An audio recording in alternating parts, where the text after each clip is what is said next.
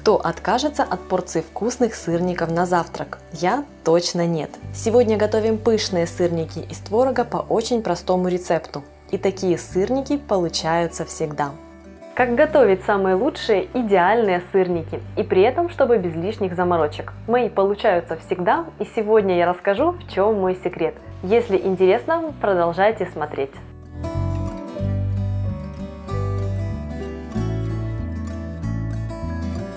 Всем привет! Меня зовут Галина Артеменко. В этом видео я сделаю акцент только на одной, но самой важной детали. Именно она решает, получится у вас пышные, плотные, хорошо пропеченные вкусные сырники, или же они будут расползаться, приставать к сковороде или оставаться сырыми внутри. Эта деталь – хороший и подходящий творог. Возьмите 200 граммов сухого творога, у меня жирность 5%, одно яйцо, 1 столовую ложку сахара. Также потребуется около 1 столовой ложки муки и еще немного на подпыл.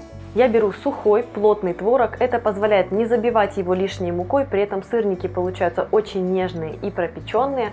И в целом сырники и ленивые вареники с таким творогом всегда получаются идеальными. Кстати, напишите мне в комментариях, с какими торговыми марками ваши сырники превращались в настоящую катастрофу. Составим черный список. В миску отправляйте весь творог, вбейте в него яйцо и всыпьте сахар. Можно также добавить для ароматизации, например, ваниль или корицу. Или же готовить несладкие варианты сырников без сахара, с зеленью, с паприкой, с грибной пудрой. Разотрите творожную массу вилкой, чтобы равномерно смешать творог с яйцом и сахаром, получить однородную, напоминающую плотный крем-смесь. Добавьте муку, я всегда добавляю сперва 1 столовую ложку. Для моего творога этого достаточно, чтобы получить нужную консистенцию. Именно поэтому я выбираю максимально сухой творог, чтобы сырники получились с минимальным количеством муки. Если творог более влажный, муки может пойти больше. Приступаем к формовке. Покажу 2 моих любимых способа. Первый при помощи ложки для мороженого. Стол припылите мукой, наберите творожную массу в ложку. Набирайте тщательно, чтобы внутри не было пустот. Ложка должна быть хорошо заполнена. Лишний творог снимите и выложите будущий сырник на стол. Обваляйте его со всех сторон и аккуратно похлопывая, придайте цилиндрическую форму.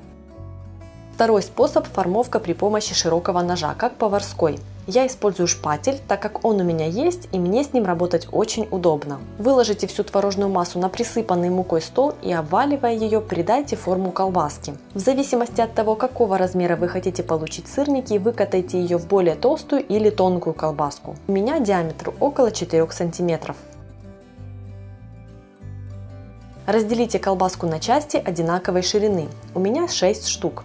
Мне нравится, когда сырники высокие, пышные. Припылите мукой торцы сырников, чтобы дальше работать с ними было удобнее.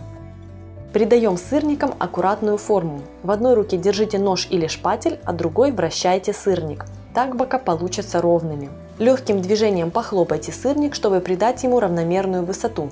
Переверните сырник и покатайте его между ножом и рукой еще раз. Вот так процесс выглядит сверху. Сырники получаются очень аккуратными.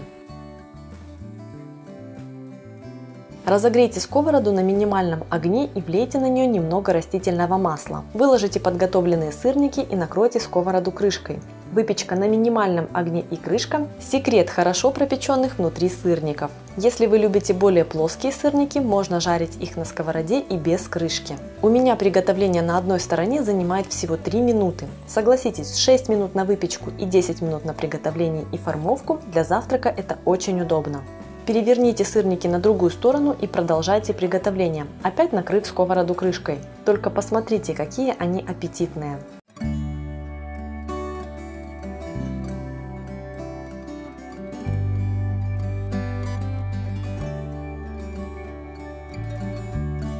Сырники готовы, и пришло время посмотреть, какими же они получились внутри. Разрезаем. Они пропеченные, пружинистые, очень творожные и совсем не забиты мукой. Идеально!